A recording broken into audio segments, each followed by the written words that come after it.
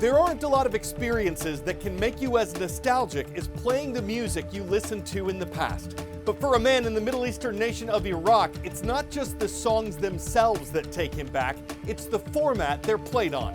Sabah al-Sudani clings to cassette tapes. The ones people remember today were invented in the 1960s. Their heyday was in the 70s and 80s. They were on the way out in the 90s during the rise of compact discs. And both Sudani and Mohammed, a man who owns a CD shop in the Iraqi capital, say there's less and less demand for cassettes or CDs as phones and Bluetooth now dominate. But Sudani feels that Arab music saw its peak when cassettes were king. And he says he has a lot of songs in his collection that aren't available on YouTube for other Iraqis to hear.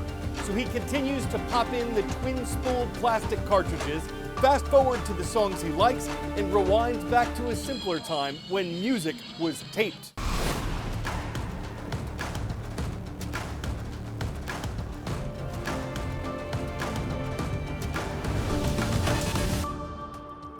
I'm Carl Azuz for The World from A to Z. You are the best part of what we do, so thank you for joining us for a new week of nonpartisan news coverage. You've already seen the results of the Super Bowl. What you might not have seen was all of the security in place for the event. Protecting the teams, the thousands of workers, the tens of thousands of fans in town is a major challenge under normal circumstances. But New Orleans, Louisiana, where the game was held, wasn't operating under normal circumstances after a terrorist attack was carried out there on New Year's Day. Because of that, officials said they would have about 2,000 law enforcement officers working in the days before and after the game. Drones and helicopters, barricades and boats on patrol were all part of the visible security effort. What wasn't visible were the plainclothes police officers embedded in the crowds and a national response team on standby for any emergencies, including members of the U.S. Department of Homeland Security and the Bureau of Alcohol, Tobacco, and Firearms. There were at least 700 federal agents on the ground in New Orleans. All of this was part of the effort to serve and protect, with U.S. President Donald Trump and former First Lady Jill Biden expected to join an estimated 73,000 fans for America's biggest sporting event. Word of knowledge. What location holds the U.S. record for receiving the most snowfall in a 24-hour period? Copenhagen, New York, Silver Lake, Colorado, Valdez, Alaska, Petoskey, Michigan. Back in mid-April of 1921, more than 75 inches of snow fell on Silver Lake, Colorado in 24 hours. But the village of upstate New York known as Copenhagen just may be the snowiest populated place in the country, having recorded more than 257 inches of snow this winter alone. It's in a region that likely has a lot more on the way, thanks to a series of winter storms that continue to roll in. Millions of people in the Northeast digging out of the snow Sunday after a powerful winter storm pummeled much of the region. Busy New York City streets blanketed in white, parts of the city getting more than 3 inches of snow, according to the National Weather Service. Preliminary snow totals show some areas in New York and other states got more than 8 inches of snow. But parts of the Great Lakes region saw even more. We did have one spot in upstate New York that topped out at 14 inches of snow. This system that dumped several inches of snow and ice across much of the East Coast first hit the Midwest Saturday. The winter weather isn't done yet. 3 more storms are expected in the east in the upcoming week, expecting to bring more snow to some of the areas already impacted this weekend. In New York, I'm Jen Sullivan reporting. Hey! Whig President William Henry Harrison gave the longest inaugural address but served the shortest term. For an infographic look at the American presidency, check out We the People and the President. Is it constitutional? If the U.S. Vice President is unable to serve and the President nominates a replacement, a majority vote in both houses of Congress is necessary to confirm the nominee. True or false? This is true. Unlike cabinet nominees who require the consent of only the Senate, Section 2 of the 25th Amendment says both chambers have to confirm a vice presidential nominee.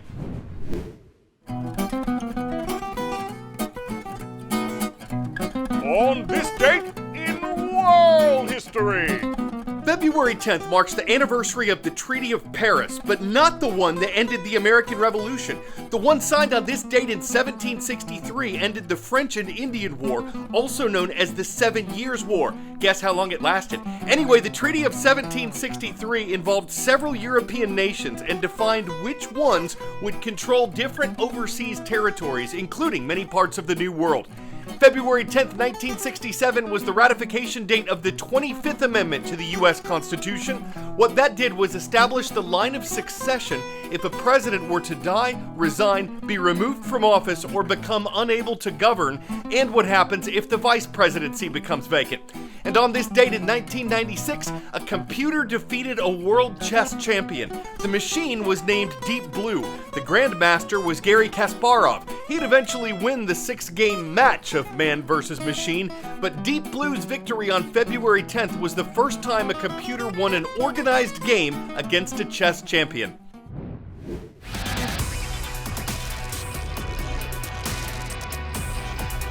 Where in the world? This is a European nation that borders the Mediterranean Sea. It has its own Riviera, but it's not part of France. It became a nation-state, including Sardinia and Sicily, in 1861. This is Italy, the boot-shaped peninsula of southern Europe. Back in 1939, when Vincenzo Citaro's grandfather bought the pasta factory that's still in operation, there were more than 100 factories like it in Toda Annunziata, a community in the Italian city of Naples. Now there are very few that preserve the generations-old craft that Citaro's ancestors practiced, but he is one of them. This was Italy's first pasta production hub, where pasta producers known as pastifici started making artisanal pasta commercially and exported it all over Italy and made it famous across the world. Queste sono delle foto antiche di Torre Annunziata. Si vedono quei marciapiedi talmente larghi, ma non perché doveva passeggiare la gente, ma bensì perché a Torre Annunziata veniva essiccata la pasta per le strade o sopra i terrazzi. Here at Citaro, Vincenzo still uses the same techniques passed down from his grandfather. First, the durum wheat is mixed with water. It then flows through a funnel and then into a mold to form the pasta shape. The pasta is then placed on racks and moved through a furnace, after which it is taken to special drying rooms. Noi abbiamo 2 macchine di produzione del 1930. Oggi fanno 200 kg di pasta in un'ora. Una macchina moderna oggi fa 40.000 kg di pasta in un'ora. Today, Citaro is the only pasta producer that survived here. Industrial mass production in other parts of Italy forced the rest to close. Citaro pasta is exported and eaten all over the world at gourmet establishments. By preserving their family's artisanal techniques, Vincenzo Citaro has been able to keep their art of making pasta alive. Antonio Mortensen, Torre Annunziata, Naples. In the southern Appalachian Mountains, from Tallulah Falls, Georgia, it's Miss Flory's class that's with us from Tallulah Falls Middle School. Thanks for watching from the Peach State. We also welcome the students and teachers of the Banneker Career and Transition Center. Hello to our friends in Los Angeles in the Golden State of California. And the Silver State wraps things up. B. Malin Brown Academy of International Studies is where Mrs. Diaz's class is online in Henderson, Nevada.